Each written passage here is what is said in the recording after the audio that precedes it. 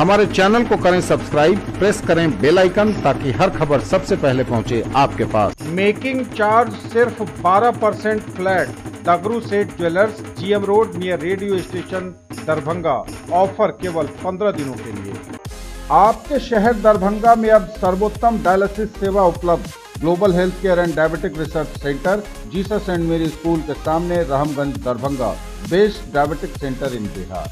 Delhi public school Kadirabad near WIT Darbhanga, affiliated to CBSE up to 10+2 level.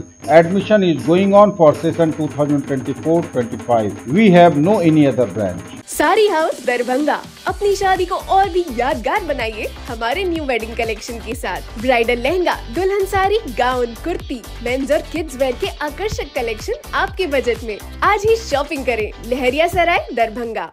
Grab the special admission offer on the occasion of Saraswati Puja from 14th to 18th of February.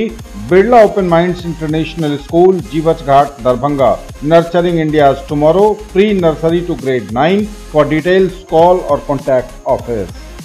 Darbhanga पहुंचे केरल के राज्यपाल महामहिम Arif Mohammad Khan. Art and gallery Darbhanga stadium Laheria Sarai में भारतीय संस्कृति एवं सार्वभौमिक महत्व विषय पर एक दिवसीय सेमिनार कार्यक्रम में बतौर मुख्य अतिथि हुए शामिल। केरल के महामहिम राज्यपाल आरिफ मोहम्मद खान शनिवार को दरभंगा पहुंचे।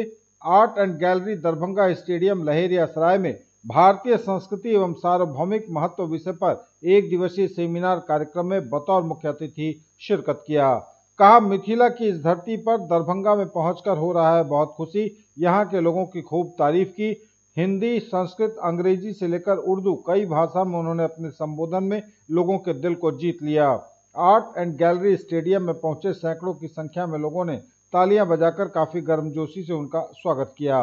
केरल के राज्यपाल आरिफ मोहम्मद खान ने यह भी कहा कि दुनिया में जिस तरफ प्रगति हो रही है, हर कोई आज भारत की तरफ उम्मीद भरी नजरों से देख रहा है।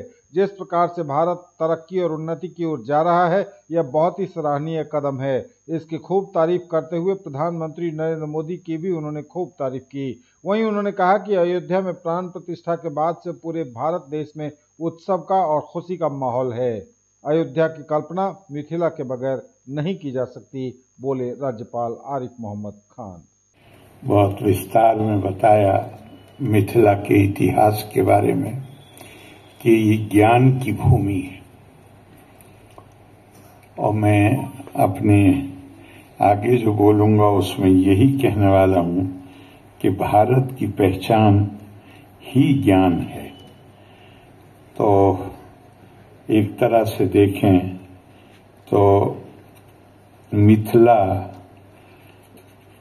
जो भारत की पहचान ही ज्ञान है और मिथिला ज्ञान का केंद्र रहा है, तो एक तरह से ये